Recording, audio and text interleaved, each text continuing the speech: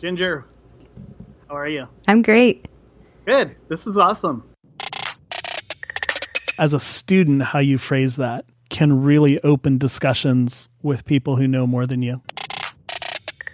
We got on the freeway and I could see in the rearview mirror pieces of red plastic flying out the back of the ambulance onto the freeway behind me.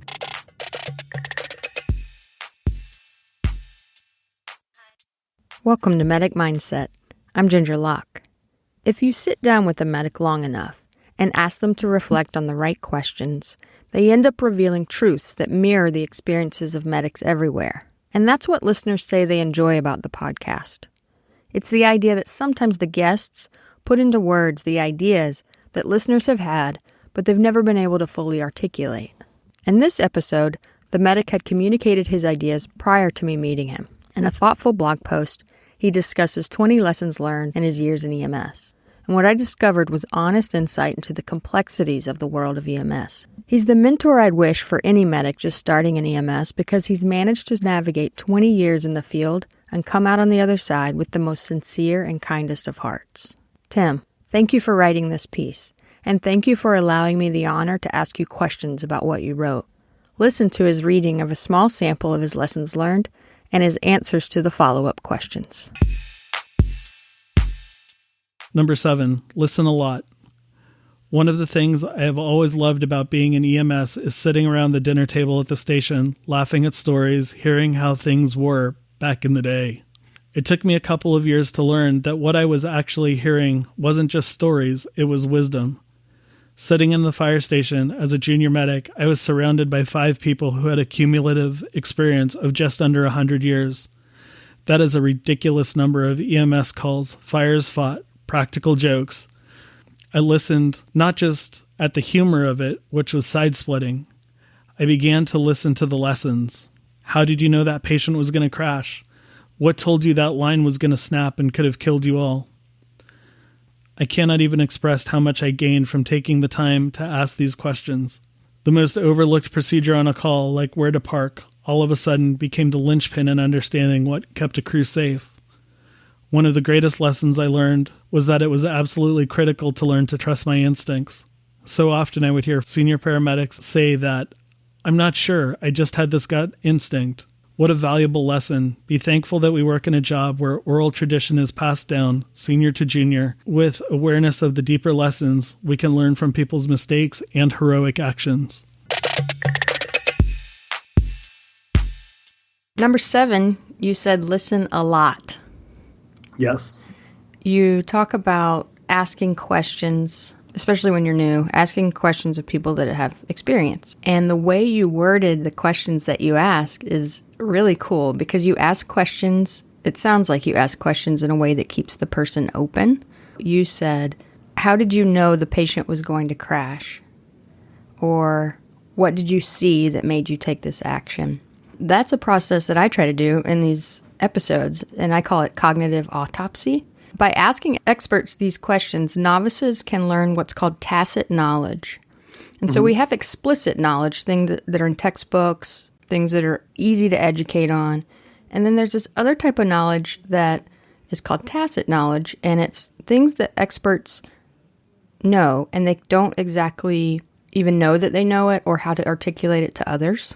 Experts pick up on subtle patterns in their environment just from repetition and experience. What you called in your blog post gut instinct. If you ask really good questions, you can help people reflect and get awareness about how they make decisions if you can keep them open. And so saying things like, how did you decide? Instead of saying, the wrong thing to say would be to say, why did you do that? Because some people associate that word with being questioned or that you have doubt as opposed to your actual curiosity. Right. That's something that students can do on their write-outs is just ask those types of questions. And it's really important to ask them in the right way.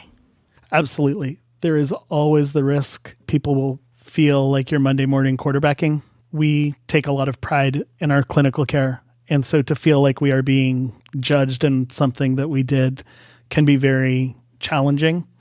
And I think it takes a lot of experience and it takes a lot of self-confidence to not feel when somebody asks that question that they are being accusatory in that process. As a student, how you phrase that can really open discussions with people who know more than you.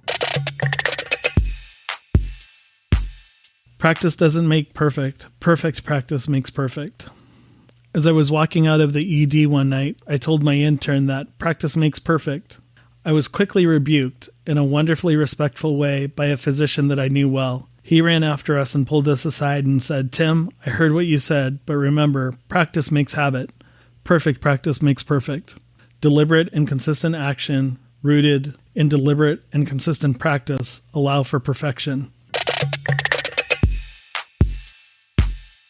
You wrote that practice doesn't make perfect. Perfect practice makes perfect. And that's a quote that's credited to Vince Lombardi. So Vince Lombardi, most listeners will know, is the American football coach who's considered by many as he's the greatest football coach of all time. Once paramedics are released to independent duty, they lose their training officer. They lose their coach. And so without a coach, how do you decide what to practice? That's a great question. I practice in two ways. One of them is retrospective. If I have a call that I don't understand, I will go back and find literature either online, or my go-to was a critical care nursing textbook.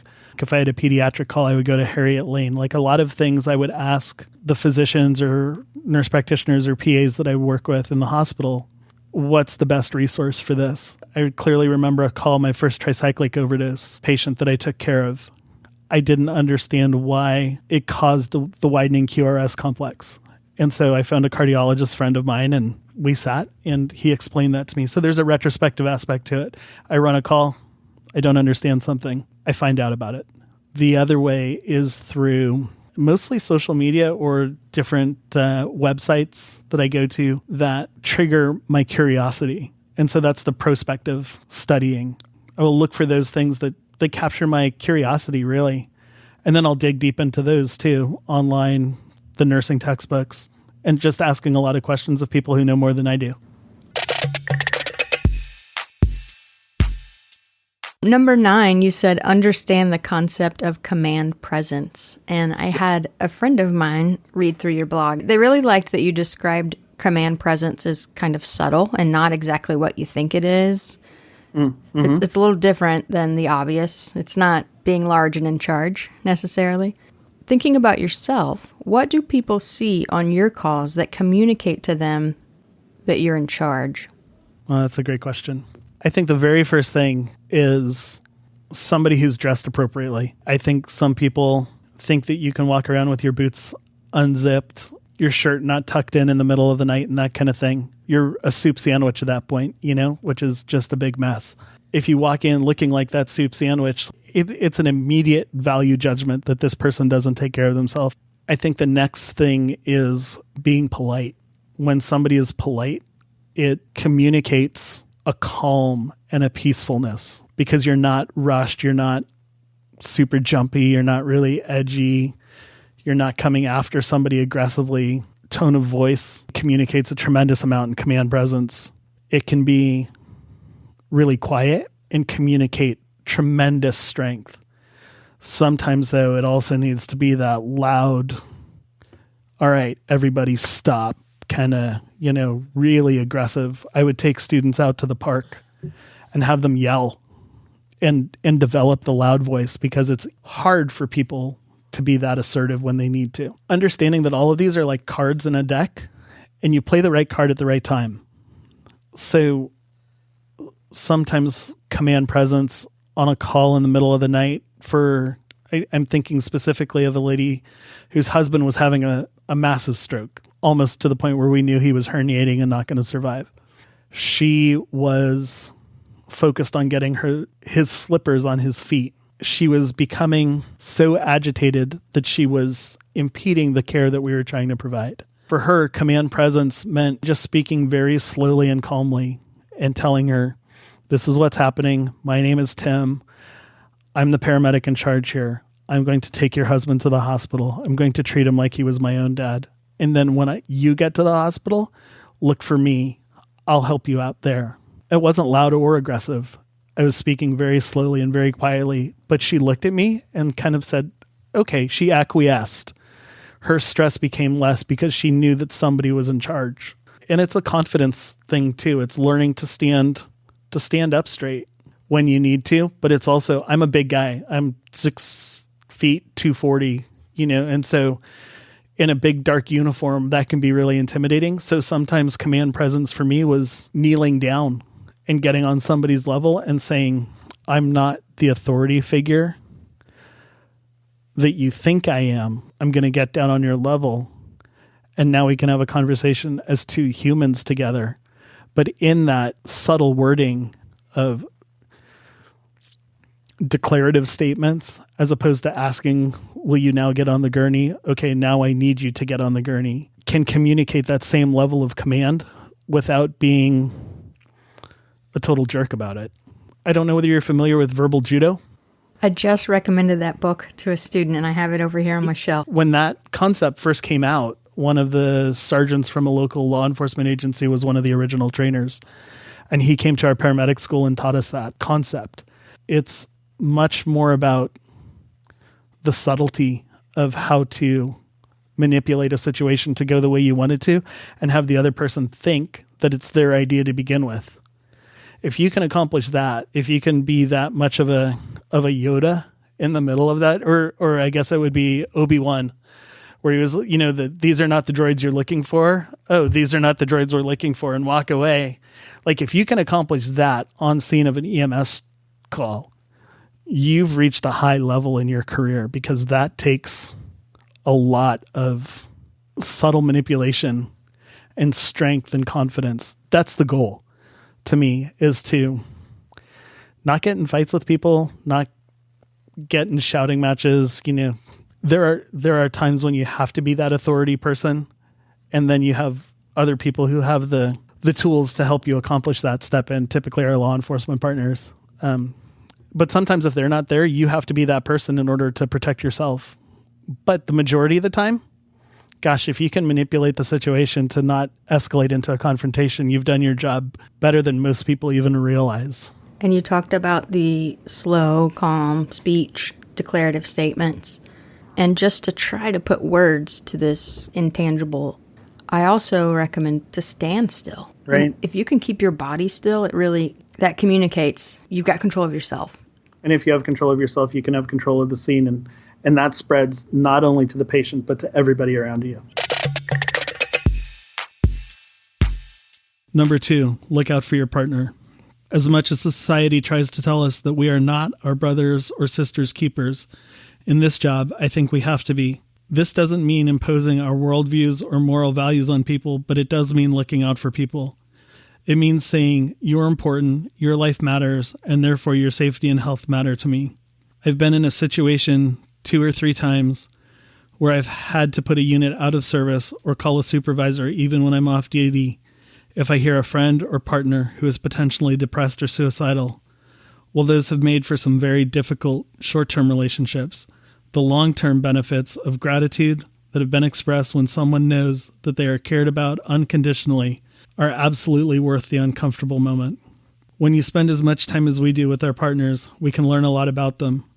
Keep an eye on them after a potentially hard call. See if their mood is changing or if they are more easily irritable. Don't be afraid to ask them point blank, "Hey, are you doing all right? I'm worried." Number 2 says look out for your partner.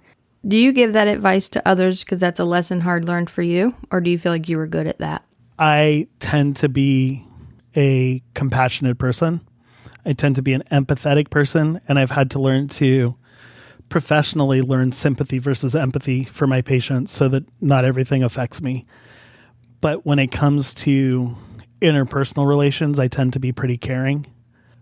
When it came to caring about my partner, I do think that was a lesson learned more when I saw the dysfunction in some people and it cost them their life. I realized that I wasn't as available as I should have been. In owning that, ever since that moment, that's been something that's just mental health, looking out for your partner, whether it's their physical safety. Gosh, my partner, Tom, he won't mind me saying his name.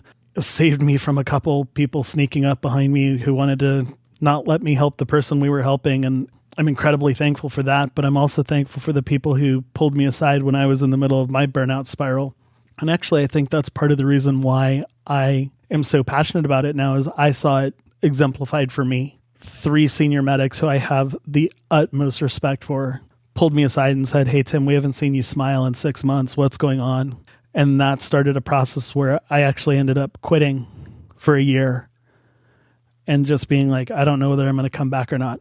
The supervisor and the 3 senior medics who were there that night were like, "That's cool. Do what you need to. It's not worth your life." A couple months later, my partner who I'd worked with for 2.5 years killed himself. I am so thankful for what those 3 people did for me. This sounds weird, but it's my way to honor Andrew when he died. In his death, gave me the gift of learning to be more aware of what's happening with my partners. I think that's the way that I honor him. Nobody understands our job like we do.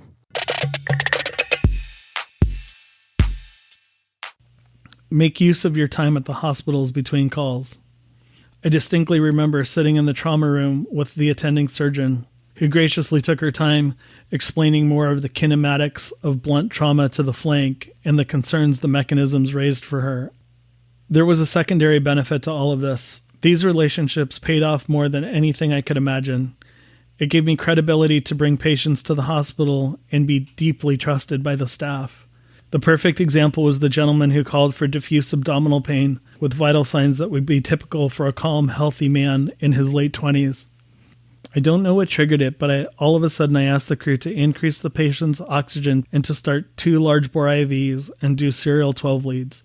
We were only a few blocks from the hospital, and I had my partner call them and tell them we were coming in with a critical medical patient. I told her to tell the ED that I just had a bad feeling about the patient. We wheeled in less than 5 minutes later. The attending met us at the door, a little frustrated with the lack of information. But when she saw me and I said, "I just had that bad feeling," Dr. K paused and said, "Okay, that's odd, but it's good enough for me. Take him to Trauma Bay 1 and let's work him up." There's no better feeling knowing that you're trusted.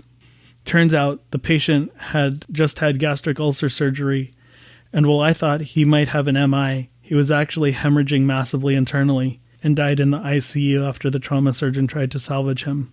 Even though my diagnosis was way off, trusting one's gut instinct, coupled with the respect of my hospital colleagues, meant that the patient had the best chances he was going to get. That vote of confidence from Dr. K still sticks with me to this day. In number 17, you say to make use of your time at the hospital, and that was, to me, the most novel thing that you wrote. And it is so important. It kind of reminded me of how important that it is. I don't know that I actually have a follow-up question to that. I just want to emphasize that one. I want to emphasize it. I worked in a population that was a lot of geriatrics, and we ran an altered mental status patient at midnight one night, a gentleman in his 70s, and he had been fasting to go get blood work the next day. And I thought, oh, cool, like butter, like easy. It's your blood sugar, right? I was like, yay, it's your blood sugar. I know what this one is. Blood sugar comes back fine. I'm like, why in the world would this guy all of a sudden be altered? And we get to the ER, and the nurse just hears the story, and he says, oh, I bet he's hyponatremic, low in sodium. Talking to those guys, you can learn so much, because hyponatremia, even a medic that can put that in a differential, they don't get to see those blood values very often. That's, I think, a classic example of how our colleagues in hospital have access to data that we never get to see, and have info that we really need if we can just talk to them. Mm-hmm. And most of them are willing to share it. Number 1, always prioritize your personal health. The first and most important thing is personal health. This includes the physical, psychological, and spiritual and emotional facets of who we are. There are all sorts of ways to do this, and they're all intertwined. Exercise and physical strength benefits you both in your capability to do the job, lifting, driving, carrying bags, etc., but it also allows you to burn through catecholamines that build up over the course of the shift. We have to remember that all of those neurotransmitters and sympathetic hormones affect not only our physical health, but our psychological health as well. The concept of the beauty to death ratio is a great way to look at this.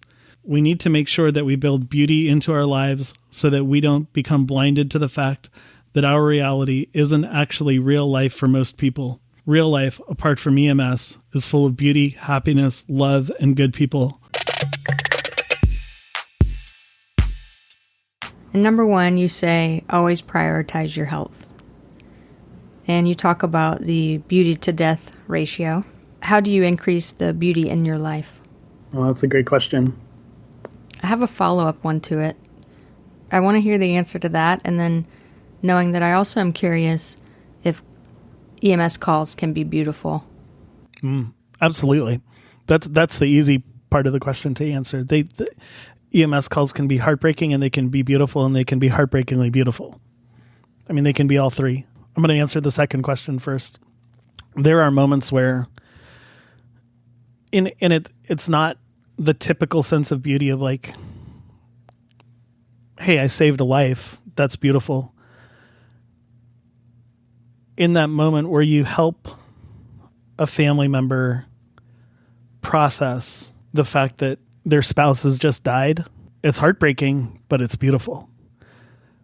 Without a doubt, I think that they can be both, and that they often are. And it's just a question of whether we choose to remain aware of, whether we choose to have our eyes open to the world around us and to the people around us instead of just seeing it as a job. How do I increase my beauty to death ratio? I heard that the first time from another physician named Jessica Willett. She talked about it, and I was like, wow, that's really interesting. And then I really understood that I had been doing that for a while without having a name for it. The first way I did it, I was living with two other firefighter paramedics. And so it never felt like we were getting any time away from work. The best thing for me was to move an hour away from the county that I worked in. I moved an hour away and was 3 blocks away from the ocean. I could open my windows up at night and hear the waves crashing and the seals, barking off in the distance and the seagulls. And then when I'd get home, I'd go grab my cup of coffee at my favorite coffee shop and I'd drive out and sit on a bench. I'd see this huge ocean and it would just put everything in perspective for me. For me personally, like, I love spending time with my nephews. Seeing the world through the eyes of a kid is just such a beautiful thing. I think we can all find kids somewhere in our lives. My dog, seriously, it gives me a great beauty to death ratio kind of thing, going for hikes with him and spending time with another creature that is so unconditionally loving. Just being like, okay, let's go for a walk. I don't feel like going for a walk today. I don't feel like hiking today, but he gets me out. And once you start moving and once you start burning off those catecholamines, you get that endorphin release and you start to wash these other things out. And then I think the final thing for me is having a sense of faith, of a higher power.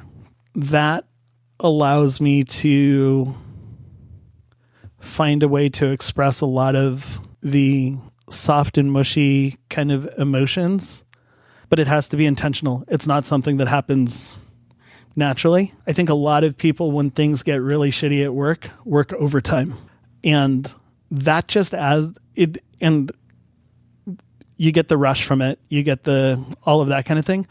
But what you don't get is peace and space and time to process.